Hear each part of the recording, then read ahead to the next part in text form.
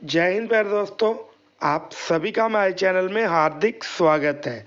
दोस्तों, आज की वीडियो में हम बात करेंगे Himachal Pradesh JBT entrance exam 2024 के बारे में। और ये जो हमारा आज का सेशन है, इसमें हम हिंदी व्याकरण से रिलेटेड प्रैक्टिस सेट नंबर 3 को डिस्कस करेंगे। तो मुझे पूरी उम्मीद है आप इस वीडियो में शुरू से लेकर अंत तक बन रहेंगे। तो चलिए प्यारे दोस्तों, माँ सरस्वती का नाम लेकर इस मोस्ट इंपोर्टेंट वीडियो को स्टार्ट किया जाए। जय माँ सरस्वती। पहला क्वेश्चन कौन सा है? उज्ज्वल का संधि विच्छेद क्या होगा? उज्ज्वल का संधि विच्छेद क्या होगा? ये जो क्वेश्चन है 2-3 तरह से पूछा जाता है। पहला कौन सा टाइप आएगा? उज्ज्वल लिखने का सही तरीका क्या है? यहाँ पे हमें बोला गया होगा सही जो शब्द है उसका चयन करें, सही वर्तनी का चयन करें। आपने देखना यहाँ पे उज्ज्वल इस तरह से लिखा गया होगा, वो हमारा सही रहेगा। उ आधा ज फिर आधा ज बल। ठीक है दोस्तों। दूसरा क्वेश्चन, उज्ज्वल का संधि विच्छेद क्या होगा? उद जमा ज्वल, जो ऑप्शन सी है बिल्कुल ही सही रहेगा। तीसरा क्वेश्चन, उज्ज्वल में कौन सी संधि शामिल है? जो उज्ज्वल है उसमें कौन सी संधि शामिल है? तो मैं आपको बता दूं, यहाँ पे भी आपको आधा ज पूरा ज, जब दोनों आधे आधे ज दिखाई दे, जब आधा च पूरा च, इस तरह के कोई भी आपको वर्ण दिखाई दे, आपने समझ जाना है वहां पे कौन सी संधि है दोस्तों। वहां पे हमारी व्यंजन संधि। क्वेश्चन नंबर 2 की तरफ बढ़ेंगे। क्या पूछा जा रहा है? जगदीश का संधि विच्छेद क्या होगा?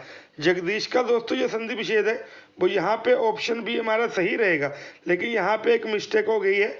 मैंने यहाँ पे हलंत नहीं लगाया है। जगत प्लस ईश त के साथ हलंत भी लगेगा। आपने इस चीज का स्पेशली ध्यान रखना है। क्वेश्चन नंबर 3 की बात करेंगे। सार्वनामिक विशेषण की क्या विशेषता है? सार्वनामिक विशेषण की क्या विशेषता है? दोस्तों, जब भी संज्ञा से पहले सर्वनाम आता है तब उसको हम क्या कहते हैं? सार्वनामिक विशेषण। आपने अगर कोई हमारे पास कोई सेंटेंस दिया गया होगा, जैसे यह लड़का, यह लड़का, आपको पता है लड़का हमारा संज्ञा है और ये जो यह है हमारा क्या है? सर्वनाम। तो संज्ञा से पहले सर्वनाम आ रहा है, वहां पे हमारा कौन सा विशेषण होगा? सार्वनामिक विशेषण। ठीक है दोस्तों, कौन सा विशेषण होगा? सार्वनामिक विशेषण। अगला क्वेश्चन है, साहसी में कौन सा विशेषण है? तो साहस हमारा क्या है? एक गुण है। तो ये कौन सा विशेषण आ गया? गुणवाचक विशेषण। अगला क्वेश्चन है, इनमें से कौन सा ह्रस्व स्वर है? अब यहाँ पे भी एक कॉन्सेप्ट जुड़ा हुआ है जो कि आपने ध्यान से समझना है। हमारे पास दो चीजें हैं, ह्रस्व स्वर और दीर्घ स्वर। दीर्घ मीन्स लंबा, ह्रस्व मीन्स छोटा। अब देखिए दोस्तों, ऐसे जो स्वर है जिनको बोलने में कम समय लगे उनको हम क्या कहते हैं? ह्रस्व स्वर। जैसे आप ही बोल के देखिए, आ, ई, ऊ। मैंने लिखा हुआ है फिर उसके बाद आ में ज्यादा समय लग रहा है। मैंने आपको क्या बोला? जो ह्रस्व स्वर है उसमें कम समय लगता है। अ में कम लग रहा है, आ में ज्यादा लग रहा है। ई में भी ज्यादा लग रहा है, ये भी नहीं है। ऊ में भी ज्यादा लग रहा है, ये भी नहीं है। तो यहाँ पे जो हमारा ह्रस्व स्वर है कौन सा आ रहा है? अ। ठीक है दोस्तों, इसके अलावा ई, उ, ये जो हमारे सारे स्वर है वो कौन से है? ह्रस्व स्वर। आगे दोस्तों हमारा दीर्घ स्वर, जिसको बोलने में ज्यादा समय लगे। जैसे यहाँ पे देखेंगे, आ को बोलने में ज्यादा समय लगा, अ, ई, उ। तो ये जो हमारे अ, ई, उ है, ये तो हमारे हो गए ह्रस्व स्वर। इसके अलावा जो हमारा आ है उसको बोलने में ज्यादा समय लग रहा है, ये हमारा हो गया दोस्तों दीर्घ स्वर। उम्मीद है ये जो चीजें आपने समझ ली होगी। आगे है, च का उच्चारण स्थान क्या है? च का उच्चारण स्थान क्या है? अब दोस्तों ये जो उच्चारण स्थान है जो मैं आपको सारे समझाना चाहूंगा, क्योंकि ये काफी इंपॉर्टेंट क्वेश्चन है, आपके माइंड में होना चाहिए। ठीक है, सबसे पहले हम बात करेंगे कंठ की। जब भी हम कंठ की बात करते हैं, कंठ क्या होता है? हमारा गला। बोल के देखिएगा, क, ख, ग, घ। जो सीधी आवाज है वो हमारे गले से आ रही है। ठीक है दोस्तों, सीधी आवाज हमारे कहाँ से आ रही है? गले से। तो इसका उच्चारण स्थान क्या हो गया? क, ख, ग, घ, य। इनका क्या हो गया हमारा? ये हो गया कंठ। आगे तालु। अब दोस्तों तालु क्या होता है? जो हमारी जीभ है ना, जैसे आपने देखना, जो हमारी जीभ है, जो जीभ के ऊपर वाला भाग होता है। ठीक है, जीभ के ऊपर वाली जो परत है, कैसे? अब आपने समझा, जैसे ये देखेंगे, चढ़, बोल के देखेंगे, च, श, ज, झ। ठीक है दोस्तों, आपने बोल के देखा च श ज झ, जब भी आपने बोल के देखा जीभ का जो ऊपर वाला पार्ट है ना, जीभ के जो ऊपर वाली दीवार है वहां पे एक वाइब्रेशन हो रही है, ऐसा लग रहा है कि वहां पे हवा का दबाव पड़ रहा है। अगर आपको नहीं पता लगा एक बार दोबारा से बोल के देखेंगे च, फिर बोल के देखेंगे श, फिर बोल के देखेंगे ज झ। ठीक है दोस्तों, आपको ऐसा लग रहा होगा जो हमारे जीभ के ऊपर वाला पार्ट है वहां पे दबाव पड़ रहा है, तो उसको हम क्या कहते हैं, तालु। आगे बात करेंगे मूर्धा की, बोल के देखेंगे ट ठ ड ढ न। तो जो हमारे दांत है उसका जो ऊपर वाला पार्ट है, जो दांत है उसका जो अंदर वाले मसूड़े, जो हमारे ऊपर वाले दांत है उसका जो अंदर वाले मसूड़े का पार्ट है, जब हमारी जीभ वहां पे जाए तो उसे हम क्या कहते हैं, मूर्धा। बोल के देखेंगे दोबारा से ट ठ। अब देखा होगा जो हमारे दांत हैं उसके जो अंदर वाले मसूड़े हैं वहां पे हमारी जीभ जा रही है, तो ऐसी सिचुएशन में क्या आएगा, मूर्धा। आगे है दंत, बोल के देखेंगे त थ द ध न। जो हमारी जीभ है वो दांतों के बीच आ रही है, तो इसमें हमारा उच्चारण स्थान क्या रहेगा, दंत। आगे हमारा ओष्ठ, ओष्ठ क्या होते हैं, होंठ। प फ ब भ म। जब भी हम ये बोल रहे हैं हमारे जो होंठ है वो गोल हुए जा रहे हैं, बोल के देखेंगे प फ ब भ म। जब भी हमने इनको बोल के देखा हमारे जो होंठ है वो गोल हो रहे हैं, तो यहाँ पे उच्चारण स्थान आ गया हमारा ओष्ठ। अभी है नासिका, जैसे बोल के देखें तो आपने देखा होगा जब भी हम ऐसे वर्णों को बोल रहे हैं तो अब जो आवाज है हमारे नाक से आ रही है, इसको बोलेंगे नासिका। इसके अलावा हमारे दो उच्चारण स्थानों का मेल भी है, जैसे कंठ तालु, बोल के देखेंगे ए। आवाज हमारे गले से आकर कहाँ पे जा रही है, जो हमारा तालु वाला पार्ट है, ठीक है, जो हमारी जीभ के ऊपर वाला पार्ट है, मैंने आपको जो बताया। बोल के देखेंगे ए। हमारा जो कंठ है, जो सीधा गला है, उसका प्रयोग भी हो रहा है, और जो हमारे जीभ के ऊपर वाला पार्ट है वहां पे भी साउंड टच कर रही है।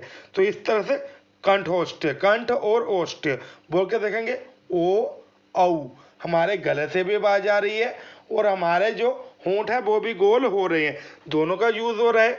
आगे दंतोष्ठ्य ब, बोल के देखेंगे व। ठीक है, हमने क्या बोल के देखा, व बोल के देखा।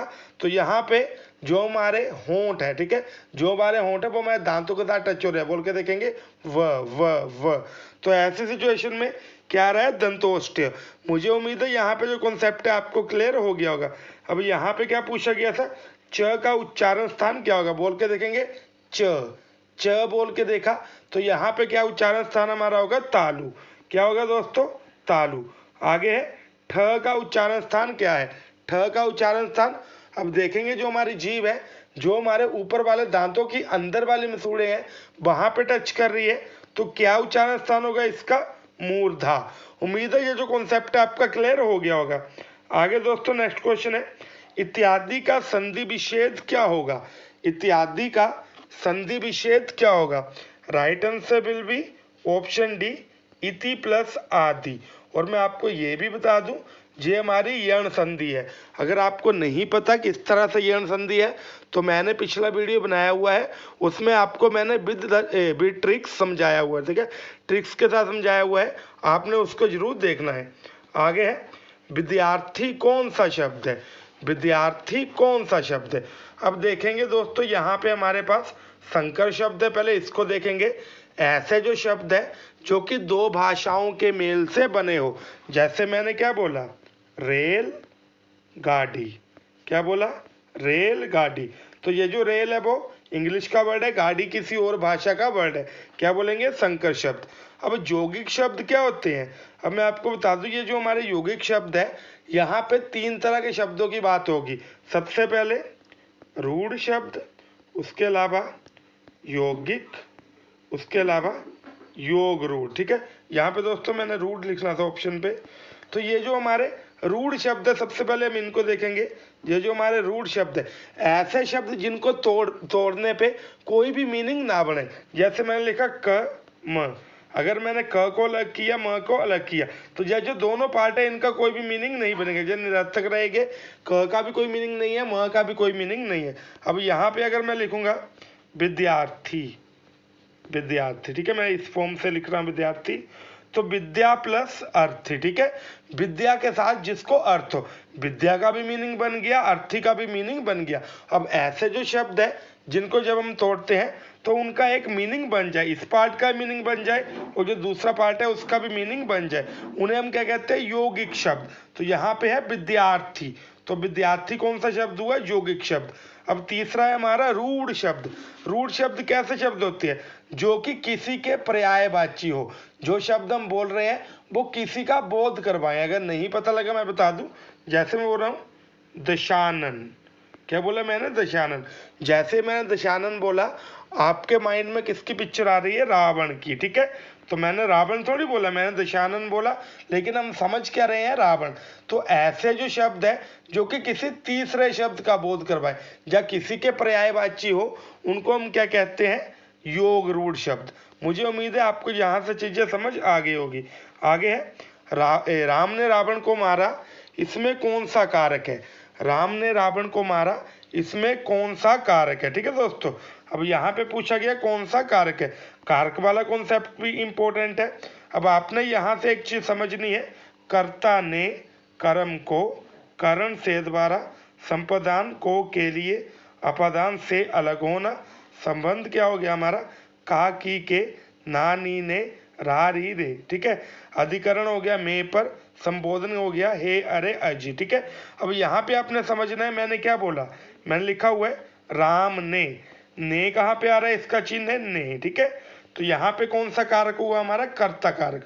आपने ये चार्ट बना लेना है, फिर आपने इसका एक तरह का रट्टा ही मार लेना है, इस तरह से कर्ता ने कर्म को करण से द्वारा, संपादन को के लिए, इस तरह से आपने इसको रट लेना है, तभी आपका ये जो कॉन्सेप्ट है वो क्लियर हो जाएगा। आगे हमारा पेड़ों से पत्ते गिर रहे हैं। तो दोस्तों आपने एक चीज को समझना है, जहाँ पे भी अलगाव की बात हो, ठीक है, अलगाव की बात हो, यहाँ पे भी एक जो चीज है वो दूसरी चीज से अलग हो रही हो, वहां पे हमेशा हमारा कौन सा कारक आता है, अपादान कारक। कौन सा आता है दोस्तों, अपादान कारक, ठीक है। जैसे पेड़ों से पत्ते गिर रहे हैं, मनोज दीवार से गिर रहा है, तो दीवार और मनोज भी तो अलग हो रहे हैं। तो ऐसी सिचुएशन में क्या आएगा हमारा, क्या आएगा दोस्तों, अपादान। जैसे पेड़ों से टहनियाँ गिर रही हैं, यहाँ पे अलगाव हो रहा है, जुदाई हो रही है, तो क्या आएगा, अपादान कारक, ठीक है दोस्तों। आगे उत्पत्ति के आधार पर शब्द के कितने भेद है, तो मैं आपको बता दूं, उत्पत्ति के आधार पर शब्द के 4 भेद है। कौन कौन से है, तत्सम, तद्भव, देशज और विदेशज। अब मैं आपको मोटे तौर पे बता दूं, ये जो हमारे तत्सम शब्द है ये कौन से होते हैं, तत्सम शब्द ऐसे शब्द है जो कि संस्कृत के शब्द होते हैं, लेकिन हम उनको हिंदी में वो जैसे हैं बिना किसी उसमें फेरबदल उसको हिंदी में प्रयोग में लाते हैं। जैसे कभी कभी आपने देखा होगा, हमने लिखा होता है अग्नि, हिंदी में भी लिखा होता है अग्नि, तो वो जो संस्कृत का शब्द जब हिंदी में बिना किसी चेंज के यूज हो रहा है वो हमारा हो रहा है तत्सम, ठीक है। अभी बात करेंगे तद्भव। संस्कृत के ऐसे जो शब्द है जिनको तोड़ मरोड़ कर या चेंज कर कर हिंदी में प्रयोग किया जाता है।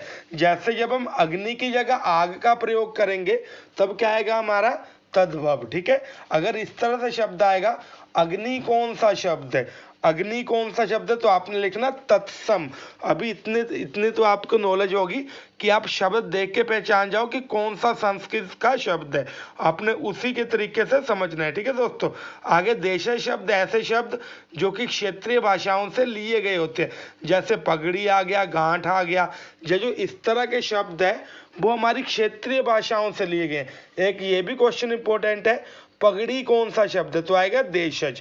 इसके अलावा विदेशी शब्द हो गए, ऐसे शब्द जो कि विदेशी भाषाओं से लिए गए, जैसे आ गया कमांडर, और भी कई अरबी फारसी भाषाओं के शब्द है, जैसे जनाब, नवाब। ये जो शब्द है किसी बाहर की कंट्री की भाषा से लिए गए हैं, तो इनको हम क्या कहते हैं, विदेशी शब्द, ठीक है दोस्तों। आगे क्वेश्चन नंबर 14 है, यज्ञशाला कौन सा शब्द है। अभी आपने देखना, यज्ञ और शाला, यज्ञ का भी एक मीनिंग हुआ, शाला का भी एक मीनिंग हुआ, कौन सा शब्द हो गया हमारा, यौगिक शब्द। आगे है रेलगाड़ी कौन सा शब्द, मैंने आपको क्या बताया हुआ है, ऐसे शब्द जिनमें 2 भाषाओं का यूज हो वो हमारे संकर शब्द कहलाते हैं, आपने यहां से समझना है। लास्ट क्वेश्चन है, रोहन धीरे धीरे चल रहा है, इसमें धीरे धीरे क्या है। अब देखिए दोस्तों, सबसे पहले मैं आपको बता दूं, बात करेंगे क्रिया की। शब्द का ऐसा रूप जिससे हमें इस चीज का पता लगे कि कोई कार्य हो रहा है। जैसे मैं दौड़ रहा हूँ, मैं भाग रहा हूँ, मैं लिख रहा हूँ, जहाँ पे हमें ये पता लग रहा है कोई काम हो रहा है। जैसे लिखना, पढ़ना, भागना, ये हमारी सारी क्रियाएं हैं। अब यहाँ पे क्या पूछा गया है, देखेंगे, धीरे धीरे चल रहा है। चलना हमारी हो गई क्रिया, लेकिन दोस्तों धीरे धीरे, ये जो धीरे धीरे है वो हमारी क्रिया का एक विशेषण हो गया, क्रिया की विशेषता हो गया। ठीक है, चलना हमारी हो गई क्रिया, वो धीरे धीरे हो गई क्रिया की विशेषता। क्रिया की खास बात क्या है कि वो धीरे धीरे हो रही है, तो यहाँ पे आएगा हमारा क्रिया विशेषण। तो मुझे उम्मीद है ये वाला जो कॉन्सेप्ट है आपके क्लियर हो गए होंगे। आगे की वीडियोस के लिए आपने हमारे चैनल को जरूर सब्सक्राइब करना है और बेल आइकन भी जरूर प्रेस करना है। तो दोस्तों मिलते हैं किसी अगली वीडियो में।